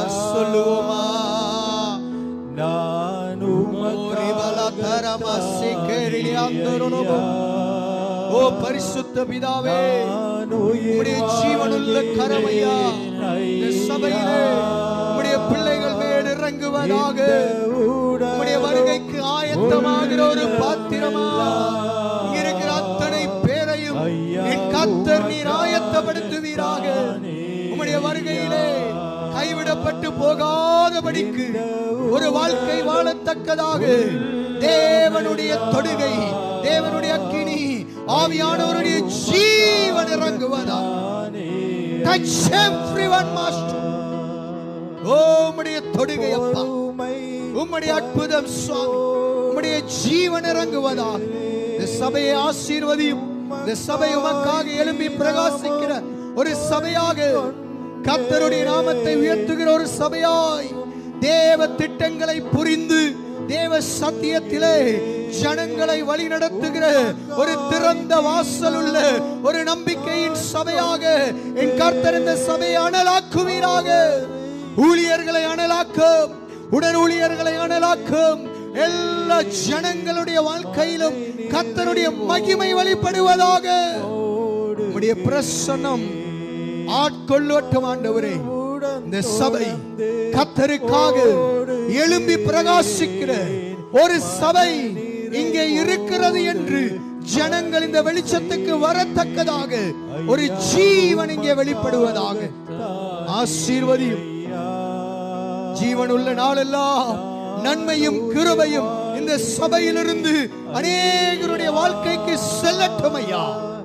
உம்முடைய வருகையிலே எடுத்துக்கொள்ளப்படுகிற ஒரு சபையாய் ஜனங்கள் ஒவ்வொருடைய வாழ்க்கையும் உருவாக்கி கர்த்தருக்கென்று எழும்பி பிரகாசிக்கிற ஒரு வாழ்க்கையை உண்டு பண்ணும். சகல துதியும் கனமும் மகிமையும் உமக்கு தந்து தந்த நல்ல நாளுக்காக, உடைய வார்த்தைகளுக்காக கோடான கோடி ஸ்தோத்திரம் செலுத்தி இயேசுவின் உயிருள்ள நாமத்தில் ஜெபிக்கிறோம் நல்ல பிதாவே. ஆமென், ஆமென், ஆமென். கர்த்தர் உங்களை ஆசீர்வதிப்பாராக. God bless you.